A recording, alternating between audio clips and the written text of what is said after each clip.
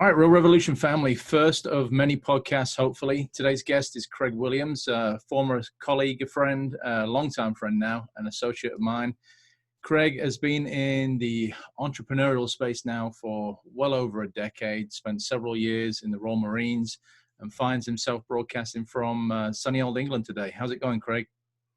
Yeah, good. It's it's not quite as sunny as you're portraying there, but anyway, yeah, I'm good. Yeah. Well, for those of you that didn't catch the brief intro for what we're going to be talking about today, guys, Craig has been kind of a leader in the industry in the UK as far as outsourcing and how to streamline and make his own businesses more productive, and clients that work with him. Stuff that all crosses over into the sphere that we're in, obviously in real estate. There's ways to make our day-to-day operations more efficient. Time is money, and it's the one thing we don't get back. Most of you out there probably are struggling with, how do I get the next deal? How do I process the deal that's currently in place? Maybe you work on a team and you need some help with marketing and building a bigger pipeline. But today what we're going to discuss is some things that may help with that. And I'm going to kind of hand it over to Craig and let him give you a quick intro about who he is and what his experience is, and then we'll get started. Over to you, Craig. Yeah, so I'll keep it quite short, really, but maybe I should take my little quiz, my little family quiz name off there. Anyway, I'll leave it for this one. I pretty much started, like you said, I was in the Royal Marines. You and I served together in the Royal Marines as commandos, and after, once I'd left service, I set up a small personal training business. At about the same time, I was doing a little bit of kind of web development and software and app development with my brother. He's the technical one, and I was kind of doing some of the selling and all this, and both setting up my own personal training business and trying to get clients for the software web development thing just led me down the path of marketing, entrepreneurship, and kind of setting up small businesses. And sort of fast forward a little bit, I now run what is probably the most effective extreme weight loss retreat and camp in the UK, called Team Boot Camp. Team is an acronym, stands for Think, Eat and Move. And we say we want to get you to think, eat and move better. But as well as that, I still do some client marketing and client work, run a couple of podcasts, wrote a couple of books, lots of different stuff. And people always sort of say to me, how do you get as much as you get done in the same 24 hours that I've got? And a lot of it boils down to, I have a little 3-step process, which we'll talk about later on. But a lot of it boils down to being able to hand it over to someone else to do the day-to-day stuff, things that, it no longer needs your strategic mind to get it done, So yeah, that was a bit of a whistle-stop tour. I don't know if you want me to add anything else there. No, I think that's good, Craig. I would add to the piece that obviously our audience is predominantly in the United States, where I'm located outside of Austin. To give you guys some idea of where Craig lives and works, it's think back to Downton Abbey. Those of you that have seen Downton Abbey, Craig basically lives in one of those houses like that out in the countryside. So if you ever want to go and visit him, just look up Team Boot Camp. We'll put a link at the bottom. But it's a great facility. I've been out there before personally.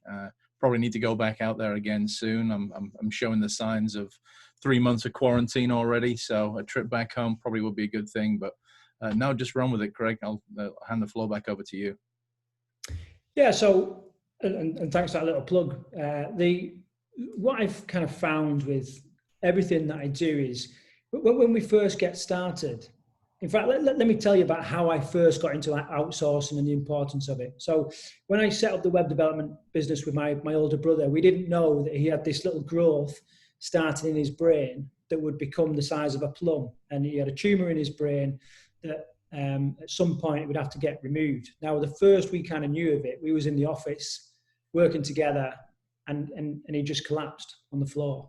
And at the time, we just signed a £250,000 web development deal, right? It was massive for us. We were a tiny little web development business, partnership. There were 3 of us in the business at the time, and this was going to be like next level stuff. And then, we found out that it was really, really ill. So I lost the primary developer in a business, in an industry that I knew nothing about. And I was like, what am I going to do? And I'd got into this habit, which everybody listening to this probably is in now. I wanted to invest time rather than spend time. So whenever I was driving, I was listening to audiobooks, and I was listening to podcasts and all that kind of stuff. And I'd listened to a podcast about outsourcing to the Philippines. And in there, they were sort of saying, any kind of skill set that you want, you can hire, you can acquire from the Philippines, and there was a couple of different websites that they talked about. You can recruit these people. And I was like, maybe I can recruit somebody to do the web development, and it'll cost me a fraction, you know what I mean? And we can have a bit of spare money to look after my brother and all this kind of stuff. And that's how I started. I went through a website, hired in fact two web developers eventually, and we never actually got the website over the line, but we fulfilled everything that we needed to do through this process of outsourcing. And from there, I was like, why would I ever recruit someone in the UK again? You know what I mean? If we can get a fraction of the cost, which is relative. Some people have a real problem, when you sort of say that you pay freelancers and that a low, what is low to us relative to us. Sure. But actually, it's a really good salary for them. And and the other thing is that the people that I outsource to, that they're my full-time employees, and therefore they get all the benefits of being my full-time employee. And I get the benefits, like they're a tax deduction and all this kind of stuff, because they are full-on employees. So that's kind of how I got into it. Fast forward 8 years. And I have 3 Filipinos now, but I've had probably 20 or 30 at different stages throughout the years, all different skill sets. There's been some ups, there's been some downs. People, right? Yeah, exactly. You just can't legislate for people sometimes. But as we've spoke about before, no failures, just learning. Yeah. So I've learned a lot. So hopefully we can get a few of those points across and help people today. That's brilliant, Craig. Just by way of introduction, I've been in the real estate sphere since 2004, starting in mortgage banking, and now an active realtor in the Austin market. I kind of dabbled a little bit with outsourcing for lead generation personally, was successful. I'd hired a guy also in the Philippines on Craig's recommendation. And the reason for outsourcing for me, twofold. Couldn't afford to employ personally contractors in the United States to the level that I could get, obviously, outsourcing overseas. Maybe when my budget is at a place that I can employ folks here stateside, or in Craig's place in the UK, and it makes sense, and we can bring those jobs more local. But in the meantime, as business owners, entrepreneurs, people that we're counting pennies when we really need to in times like this, it's a great way of catapulting your business possibly to the next level if done right. Done wrong, it could be a money pit, and you could spend a whole bunch of money chasing your tail and not doing it in a way that's really is not a way that's productive or profitable. So, but anyway, go ahead, Craig. Yeah, so I think a great place to start is actually, you've really got to put some thought into what you actually want to outsource. If we go back slightly and just talk about, why would you want to outsource? It's because, simply put, you'll be doing things on a day-to-day business, which is stopping you generating more money. So whatever your core currency is, whatever it is that brings pennies, so it might be, commission on selling houses or land or whatever, there'd be certain things that you do that generate the money for you, and all the actions that are not that are kind of costing, there's an opportunity cost to that. Totally. Yeah. So, one of the things that I perhaps suggest people do is to kind of track all the things that they are doing right now, the day-to-day things that they're doing. And I suppose there's a couple of ways that you could grade it. as to, what to outsource. First one is anything that you don't really enjoy. Right. That's one of the things that I immediately want to get rid of. Whether it's outsourcing to some of the employees that I have here, whether it's getting it out to, my team out in the Philippines, or somebody else that's got a certain skill set that just likes doing it. There are some things that I just do not like doing, and it drains me, and the thought I know. Yeah. you get it, it's different for different people, but so that's certainly a great place to start. I think the next one is anything that you don't truly excel at is a good place. As much as you might have something that you really, really like, but you might actually be terrible at it, and it does take a strong person to sort of think, right, hang on a minute, can someone do this better than me? And, right. and am I better to hand it over? And then the other thing is that the third thing I would say is anything that you can outsource, because like I said, you only get so much time. And, although these things might not be a problem right now, at some point you're going to have to start doing different things to get different results, to level up, right. You know what I mean? To start doing different things or whatever. So I think that's a great, place to start, is just by having to think about what you're not good at, what you hate doing, and anything that is possible, that you can actually get rid of. I think in our industry, at least in the real estate realm, I come into a contact with a lot of agents that, they don't necessarily want to spend hours and hours a day responding to comments and things on maybe their Facebook profile or their Instagram feed or other means of social media, to where their outreach is, it's putting out there into the universe, and they're getting comments and questions and stuff coming back. But that all takes a lot of time, and things like that can really be just a great big time suck, and can very well be outsourced, leaving you the time to really kind of build those relationships, find the next deal, and kind of nurture the ones that you have going right now, and just making sure everything's on track. But do it in a way that you can stick to a 6 to 12 hour days versus, some people 12 hours plus every day, and just spinning their wheels, just not being as productive with that time as they could be if they were talking to a live person on the end of the phone or in person, versus, I'm on my Facebook page responding to Bob Smith, who had questions about houses in my local area, but wasn't really sure, and yada, yada, yada. Those outsourcing folks are a really good way to kind of nurture that pipeline. And when it's ready, you can jump in there and get on the phone in person and do some stuff with it.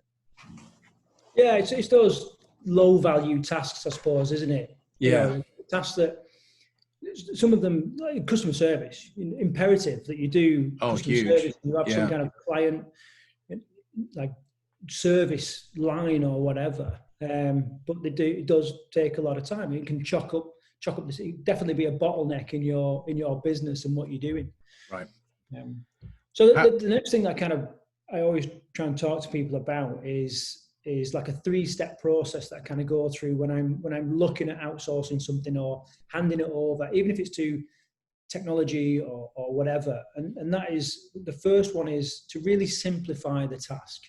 It's Pareto's rule that 80% of your results will come from 20% of the actions. So what is the 20%? And actually, what is the 20% of the 20%? What are the big hitters that if you get those nailed, you'll get the results that you're looking to do, Right.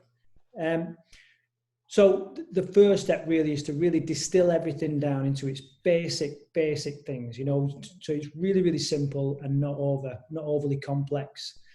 Once that's done, it's then much easier to look at ways to automate what you're doing, so that's the second step. So simplify, and then the second step is to look to automate it. And I'm constantly looking for changes in technology, changes in web platforms, software, anything really where you can look to automate these things. And then the third one, if I'm unable to automate something, then I would look to outsource it. So I'm finding someone with a particular skill set. Maybe I would have to train them myself or whatever, that they can take that on, and it just takes a little bit of management from me to be able to run and to let it run. What do you what is the process you go through in hiring something, Craig? Because I know, just like hiring anybody, whether it be at home, local, remote, but in the same country, and obviously we've got a couple of more hurdles when we're looking at going overseas. Is there a particular path that you follow in your procedure as far as bringing somebody new on? You've got a developed team now, but do you start with a couple of simple tasks just to test people out, see their level of reliability and how well Yeah. they're doing? Yeah, there is, and I could probably share like some model questions that I always ask. But first thing is a couple of websites where you can recruit from the Philippines, but there is other places in the world. I can share the website if you want, if you think that's yeah, it'd be useful. Craig. Yeah. So the website I tend to use is called onlinejobs.ph. Okay. Onlinejobs.ph. There's like a little monthly subscription. It's about $60 or something like that, and on there there's just a load of Filipino workers, all different skill sets, all different technical knowledge and all this kind of stuff. Unbelievable what you could potentially outsource. Yeah. And a lot of them have been trained by other Western businesses as well. So you might end up recruiting somebody who's like, okay, I'm going to recruit this person as a marketing assistant. And they may have worked for another real estate agent for 5 years and be fully trained, and you obviously pick up them skill sets as well. So, so starting the thing, and it starts with just a job, job description, job post. Nothing, too much to worry about there. You just kind of fill it in like you would a normal recruitment post. What I tend to do though is I really focus on their ability to read and understand English and to speak English.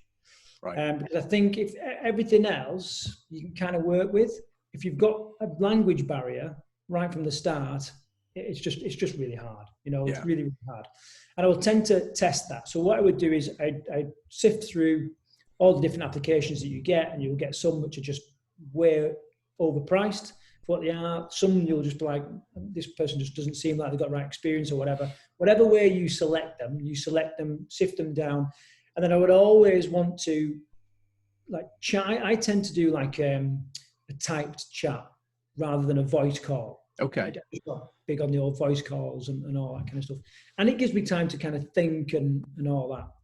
So I'd look to get them on a Skype call, a Skype chat, and I'll just ask them a few questions really. And I'll start off asking about their family, and I intentionally stall because I just want to feel them out a little bit. Quite often you'll get people just jump on the call and say, brilliant, how much, when do I start?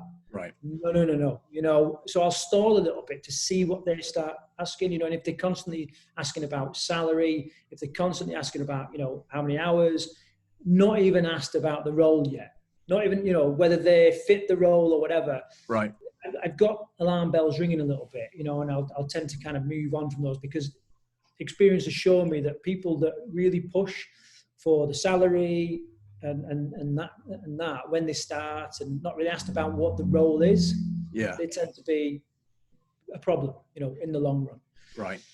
I also like to find out a little bit about their family, their setup, if they've got a stable internet connection, whether they've currently got a job. What you'll tend to do is, and I've done this myself as well, people recruit virtual assistants, and then one of the hardest things is to kind of get into the habit of managing them. So you might employ somebody full time, but they might only be doing 4 or 5 hours a day. Right. So they go, well, if I get a second job, I can have 2 lots of income. You know what I mean? And I've been bitten by that before. So I asked them about what they're doing at the minute.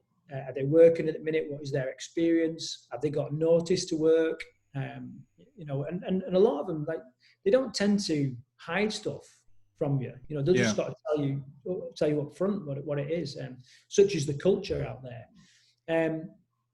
And then once I start doing that, I will discuss salaries and rates and all this kind of stuff. And then what I will do is I'll broker that they are paid. I do a paid trial. Some people don't do a paid trial, but I tend to do a paid trial of about 30 days, and I will pay them weekly throughout that trial.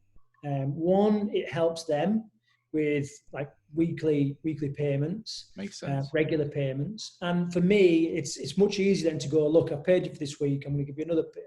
Let's call it a day or whatever. Totally. I'm making it sound like it's full of, it's a minefield, and it's not. If you a couple of things that I've suggested already will help you a lot in recruiting the right person. Do the trial. If the trial works all right, then I would tend to up the rate a little bit. Also, we're sort of talking about rates of pay. What's kind of the going rate right now, do you think, Greg, for somebody that's, maybe fills that role of a virtual assistant, and maybe you're looking at, I would say, maybe you start out at 15 to 20 hours a week, just to kind of get your feet wet and build that relationship and that rapport with that person first. What do you think people should be looking at? Well, I think based on their experience, I would get someone that would be comfortable doing that, because someone who's customer support with an FAQ spreadsheet and a little bit of training, a little bit of hand holding and pointing in the right direction. I have somebody like that now, and I pay them 35 British pounds a week. That's about $45, $50 a week, guys, if you're trying to translate that and go through the exchange rate. So for about $50 a week. And is that full-time, Craig? No, that's part-time. Okay. That's part-time. All right. It was less than that, but I found out that she was a mother of 4 and was a widow. Oh. And the little bit of a heart that I've got left after serving in the Marines was like, you know what, I need to look after this, because with coronavirus and everything, the Philippines has really been hit hard. Yeah. So I used to pay a little bit less than that. I think I put it up to. No, do you know it is $60 a week I pay for part-time. Okay. Yeah, part-time assistant, and she's really good. She answers emails, really trustworthy. I've only ever had not so much theft, but a little bit of dishonesty once. Bearing in mind I've had probably more than 30 virtual assistants at different times. Yeah. They've just got a completely different culture to a lot of people. I think I've outsourced to India and other places before, and they're a little bit different in that they'll tend to kind of throw the project together, and there's no real loyalty there. Whereas people in the Philippines, they're incredibly loyal. The idea of working for a Western business, whether it's UK, US, is massive for them culturally. So, if they're walking down the street, what are you doing now? I'm working for a real estate agent in America. They are held in high regard and high esteem. So it really means something to work for a Western business. I did I outsourced to a couple of engineers in India. I've got a business restoring, this, Craig, but I've got a business restoring old cars. And part of that, there comes times when you'll figure a solution for something that's kind of out there, and you can maybe make a part that will be useful for a lot of other people. I've done that a few times, and just to give you kind of a comparison, product development for me would involve hiring somebody that's comfortable in computer-aided design, making 3D models, doing material tests. There's all kinds of steps involved in that, and it gets expensive. Just for a little $15, $20 product might take me $1,000 to $2,000 in development costs before I ever get to the point of being able to sell one. If I can give you a good example, I outsourced the CAD work. So I took some basic measurements, provided them to the engineer. In 2 days, he'd worked up a full CAD file, 3D models, material lists, stress testing on the materials, and it cost me less than $15. That would have cost me well over $1,000 here, and probably would have taken me 2-3 months to get to that point. So it can really accelerate, whatever the project is that you're working on. And maybe you can put 4 or 5 people on a project to one hire here in the US, and really see some kind of scalability with that as well. Where did I get to? So I was talking about rates. So I put them through a trial. I'd put them through a trial, and one of the things that, if anybody does go on to work with anyone from the Philippines, culturally, and I've got a list of like 13 things you should never do with a Filipino. Sounds like some dodgy Royal Marines party trip. But they will always call you sir. Even if you say, no, just call me Craig, it's fine. They go, okay, Sir Craig. You know, culturally, that's just what they do. So let them do what they do. You know, they're perfectly happy with it. They're fine with it. I felt a little bit weirded out, but you know, you soon get round to it. There's a couple of weird things they do. They have what's called a 13th month, so when they get to Christmas, they expect an extra month bonus for Christmas. What they usually do with that is buy a big pig, and the whole family will have a big roast pig, a big suckling pig for their Christmas dinner. If they've not been working for you long, then they just kind of expect a Christmas bonus. You know, you don't have to think, all right, it's full month's salary or whatever. But yeah, they call it 13th month. They don't tend to talk about it, but it is expected. Yeah. It's a little weird thing. Another thing that they do is like they won't tend to ask for help. So even if they're really struggling, you've got to remember this, because you might give them a task and think, right, they'll get that sorted in a day. If they're dragging their feet and like, yeah, no, it's fine, it's coming, I'm doing it, and they're dragging their feet, and you're like, this something just not right. You've got to say at some point, look, we need to use this as a little learning exercise.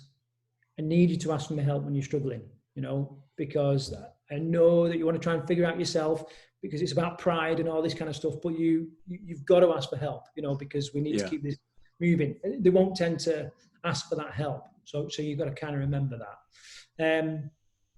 Other than that, you know, I've found them to be incredible people. I have a routine that I have when I manage them. At the start of the week, I will post tasks for them on Sunday night, just by the virtue of time zones. They will usually work overnight. I pick up the tasks in the morning, add a few comments and all that kind of stuff, and then we just flip-flap. But those windows where we're both online together, I will usually spend a little bit of time and sort of say, how's it going? What's the weather like? Because they have some horrific typhoons and hurricanes. They have a really bad hurricane season.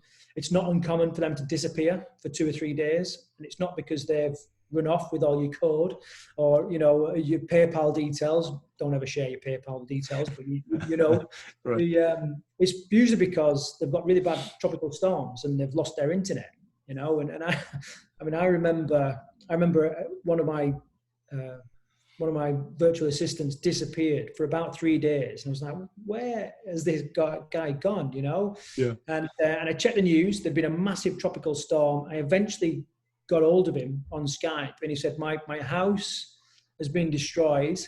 We're now with me and my family have moved in with my neighbor, but everything's okay because I've got an internet connection. They want to work, yeah. You know? And I was like, just take the week off. Take the week off. You got bigger problems right now than worrying about my spreadsheet. So I mean, you know, incredible. Little, you just learn little things like that, you know. That, I mean, I'm sure there's a ton of other bits and bobs. I mean, I guess one thing I would ask. So the idea for our audience, right? It's everywhere from very well seasoned agents that have been established. They have business figured out. They're just rocking and rolling. You know, it's another day, but maybe this platform is just kind of seeing what else is on the horizon, what else is new out there. But on the other end of that spectrum and scale, we have folks on here that are just licensed, you know, straight out of the school that they went to. They've got their license. They're probably starting with a brokerage somewhere, and they're getting going. So we can when is the right time? You know, when is the right time to outsource stuff? I mean, you've got to have a clear understanding of those tasks and those things that you're going to be sending somewhere else yourself to be able to communicate that and set an expectation. But like in your experience, when do you feel like that's a good time to really look into when should I start outsourcing some work? Yeah, I think there's a lot of, you know, they say in rugby that, you know, that British sport, which people don't understand, that, you know, it's about the hard yards. I suppose you could translate it to football over there as well. Yeah. You know, the hard yards, you've got to do the hard yards. And I think there's a certain learning period in any small business where you're working out the market, you're working out, you know, the pitfalls, the obstacles, the barriers. You're working yourself out. You're working out the fact that we usually have this great idea, and it's like, oh, this is all going to be sunshine and roses, and then afterwards you're like, my God, the inspiration's gone, and I'm left with all this hard graft. And I think you've got to go through a certain amount of that to kind of to learn the importance of outsourcing, and to learn the importance that, you know, I bust my gut for whatever period of time it was doing that stuff. I understand it, and I don't think you can truly outsource something until you understand it. I would, you know, most personal trainers that I speak to, I kind of say, look, just do your own marketing for the first 2 years at least, because nobody knows you like you. And when you're first getting started, it's usually about your story.